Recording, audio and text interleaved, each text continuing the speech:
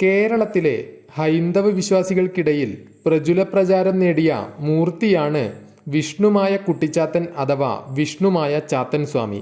ശിവപാർവതിമാരുടെ പുത്രനായിട്ടാണ് പൊന്നുണ്ണി വിഷ്ണുമായ സ്വാമിയെ കണക്കാക്കുന്നത്. വിഷ്ണുമായ എന്ന മൂർത്തിയെ ആരാധിക്കുന്നവർക്ക് സകലമാന ഐശ്വര്യവും ശ്രേയസ്സും മൂർത്തി തന്നെ പ്രദാനം ചെയ്യുമെന്നത് വളരെ പ്രധാനപ്പെട്ട വിശ്വാസങ്ങളിലൊന്നാണ്. വിഷ്ണുമായ ചാത്തൻ ആര് എന്താവശ്യപ്പെട്ടാലും ചെയ്തു തരുന്നതായും ഉപാസനയുള്ളവർ വിളിച്ചാൽ അപ്പോൾ തന്നെ അവരിൽ വരുന്നതിനും തെളിവുകളുണ്ട്.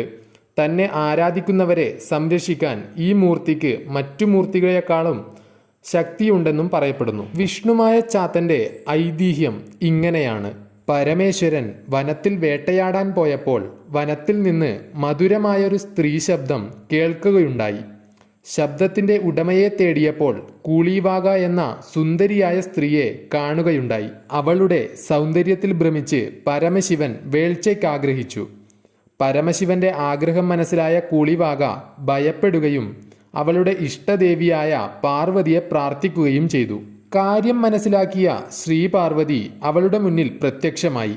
ഭയപ്പെടേണ്ടെന്നും ഇത് അവളുടെ യോഗമാണെന്നും പറഞ്ഞു. അത്രവുമല്ല, കൂളിവാക മുജ്ജന്മത്തിൽ ശ്രീപാർവതിയുടെ തോഴിയായിരുന്നുവെന്നും മുജ്ജന്മത്തിൽ കൂളിവാക ബാലഗണേശനെ ശ്രീപാർവതി അറിയാതെ മുലയൂട്ടുകയുണ്ടായെന്നും പറഞ്ഞു. ഇക്കാര്യമറിഞ്ഞ പാർവതീദേവി കൂളിവാകയെ അടുത്ത ജന്മത്തിൽ ചണ്ടാലകുലത്തിൽ ജനിക്കുവാൻ ശപിക്കുകയുണ്ടായി.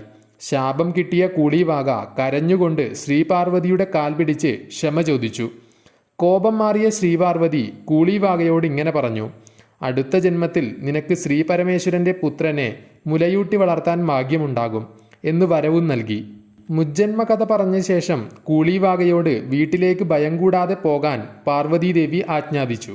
അതിനുശേഷം ശ്രീപാർവതി കൂളിവാകയുടെ വേഷം മാറി ശ്രീപരമേശ്വരന്റെ അടുത്തേക്ക് പോവുകയും വേൾച്ചയിൽ ഏർപ്പെടുകയും ചെയ്തു. അതിൽ 400 കുട്ടികൾ ഉണ്ടാവുകയും ചെയ്തു. 400 കുട്ടികളിൽ മൂത്ത കുട്ടിയാണ് കരിങ്കുട്ടി. ഈ 400 ചാത്തന്മാരിൽ ഏറ്റവും ഇളയവനാണ് വിഷ്ണുമായ കുട്ടിച്ചാത്തൻ. സംരക്ഷണത്തിനായി വിഷ്ണുമായ ചാത്തന് പോത്തിനെയും കരിങ്കുട്ടി ചാത്തന് കാളയെയും കൊടുത്തു. ശ്രീപാർവതി ഈ 2 കുട്ടികളെയും കൂളിവാകയെ ഏൽപ്പിക്കുകയും ചെയ്തു. ചാത്തന്മാർ കൂളിവാകയുടെ സംരക്ഷണത്തിൽ വളർന്നു. ഇവർക്ക് പല അത്ഭുത ശക്തികളും ശിവനും പാർവതിയും നൽകുകയുണ്ടായി. ചാത്തന്മാർ പലതരത്തിലുള്ള സഹായങ്ങളും അത്ഭുതങ്ങളും കാട്ടി ആ ഗോത്രത്തിൽ കഴിഞ്ഞുവന്നു.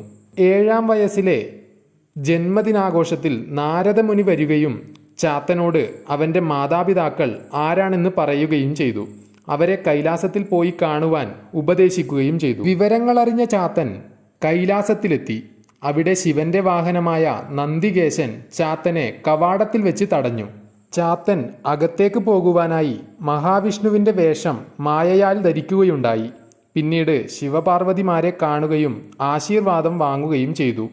പരമശിവന് ഏറെ സന്തോഷം തോന്നുകയും വിഷ്ണുവിന്റെ രൂപം മായയാൽ സ്വീകരിച്ചതിനാൽ ചാത്തന് വിഷ്ണുമായ ചാത്തൻ എന്ന് പേർ നൽകുകയും ചെയ്തു. മാത്രവുമല്ല, ചാത്തന്മാർക്ക് എല്ലാ തരത്തിലുള്ള ആയോധന വിദ്യകളും പരമേശ്വരൻ പറഞ്ഞുകൊടുത്തു. ജലന്ധരൻ എന്ന അസുരനെ കൊല്ലുവാനുള്ള സൂത്രവും നൽകി. അങ്ങനെ ചാത്തൻ 3 ലോകം കീഴടക്കിയ ജലന്ധരൻ എന്ന അസുരനെ പോരിന് വിളിക്കുകയും തുടർന്ന് സുദർശന ചക്രത്തിന്റെ രൂപം കൊണ്ട് ജലന്ധരനെ വധിക്കുകയും ഉണ്ടായി.